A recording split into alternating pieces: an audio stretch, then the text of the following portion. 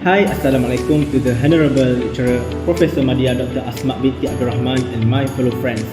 My name is Nik Ahmad Syafiq Hilmi bin Saibon and my matrix number is 23004441. Okay, today I will share with you about the history of Islamic banking in Malaysia and the system that they use in Islamic banking today. Islamic banking has the same purpose as conventional banking except for its operating system, which is based on Shariah principles known as fiqh muamalat, which is Islamic rules in business affairs. The basic principles of Islamic banking are based on the sharing of profits and the laws and the prohibition of usury.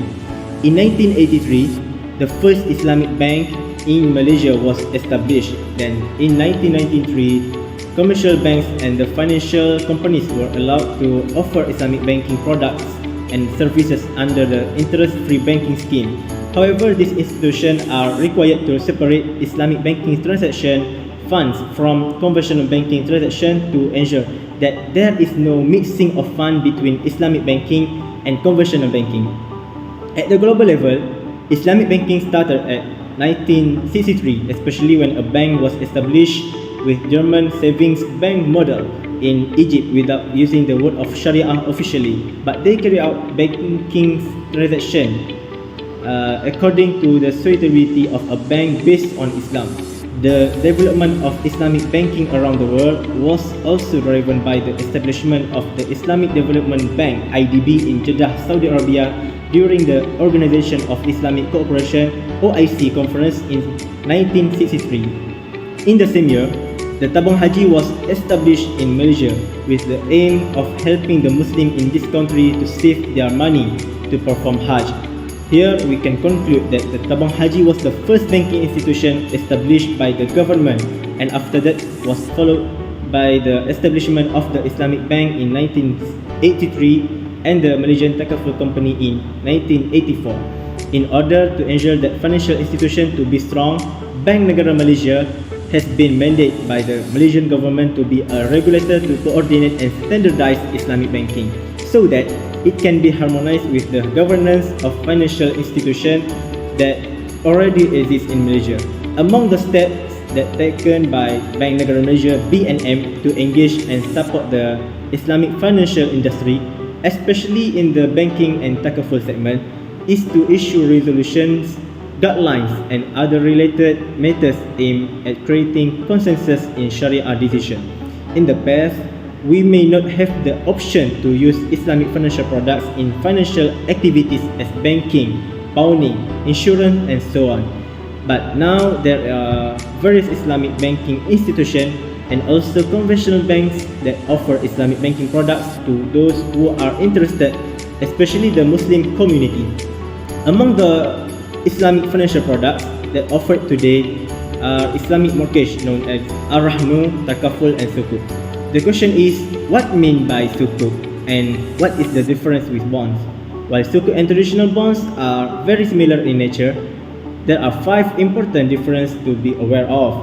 First, ownership of an asset versus debt obligation. Sukuk are backed by tangible asset and investors are given partial ownership in the asset with the actual value. Although a bond may also indicate this, the ownership of a bond simply indicates a debt obligation. Second, Sharia compliant assets versus unrestricted assets. The asset that back sukuk must be compliant with Sharia. They cannot include investment that derive the majority of their income from the sale of alcohol, pork products, pornography, gambling, military equipment and weapons or tobacco, as well those that transact in unethical services such as banks and other institutions involved in interest-paying activities. Bonds, on the other hand, can be used to finance any asset, project, business or joint venture that complies with local legislation. Third, asset value versus credit worthiness. The face value of sukuk is based on the market value of the underlying asset, whereas the face value of a bond is based on the issuer credit worthiness, including its rating. Fourth, variable versus fixed value. Sukuk can increase the value when their underlying asset increase in value, and conversely, the losses and costs related to the underlying asset can also affect the sukuk value. With bonds, the performance of underlying asset does not affect bondholders. And the last one is sale of asset versus sale of debt. When investors sell sukuk on the secondary market, they are selling ownership of the assets backing them. When investors sell bonds on the secondary market, they are actually selling a debt on the underlying loan relationship. In Malaysia, among the Islamic concepts that always used in Islamic banking are mudharabah, wadiyah, musyarakah, murabahah, and ijarah. And we will look at all of these concepts one by one.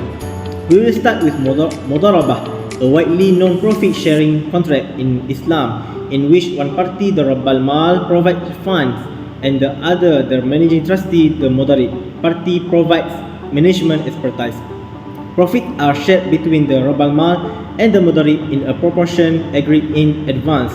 Losses, if any, are the liability of the former, and the latter loses his share in the expected profit.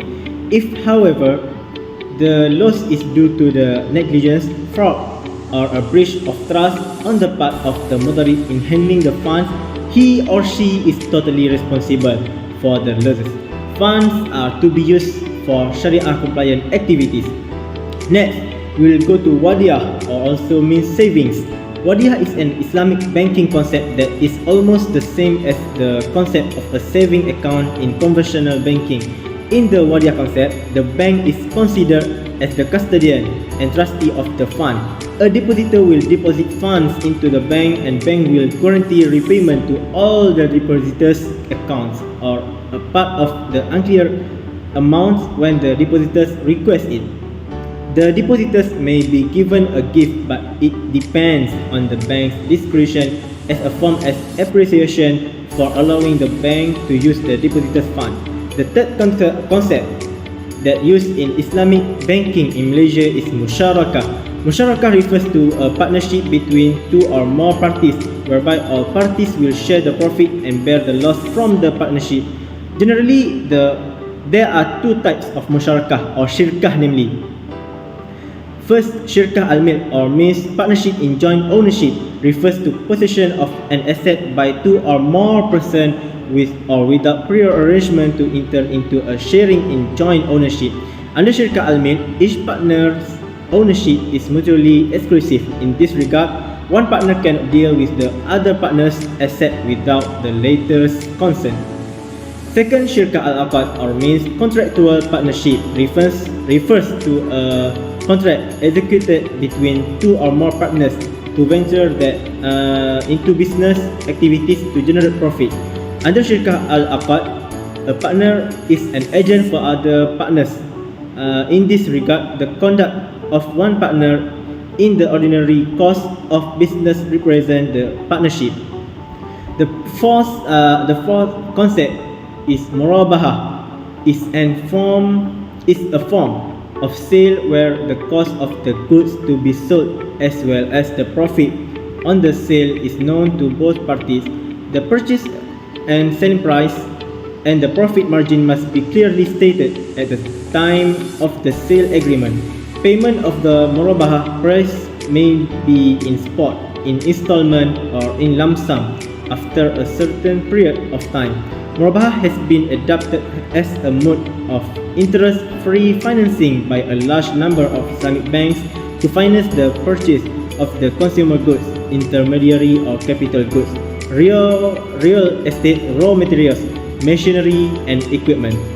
It may also be used for trade financing needs such as import of goods or pre-shipment export finance. However, the subject of murabahah must exist and be in the ownership of the bank at the time of sale in a physical or constructive possession form, and this asset must be something of value that is classified as property in Islamic jurisprudence and must not be forbidden commodities. And the last one is ijarah. Ijarah is an alternative to conventional lease contract. Islam has allowed ijarah contract to fulfill the different needs of the people. Sometimes People want to use and take benefit from an asset, but they are not be able to own the asset or might not be interested to own it due to various reasons. The contract of ijarah gives them a luxury to get the right of use without taking the ownership of an asset. Literally, ijarah means compensation, consideration, and return. Technically, it refers to a contract of hiring or renting an asset or commodity to get benefit from its usufruct. In other words, ijarah is a sale of usufruct or service in return for compensation. The subject matter of the ijarah is the usufruct of an asset or the service that is rendered by an employee. Although ijarah is a sale of usufruct or service, but it is different from normal sale because in ijarah lease contract, only the possession and usufruct of an asset if transferred to the lease, while the ownership remains with the lessor. Unlike the sale contract, whereas both ownership and usufruct are transferred from the seller to the buyer.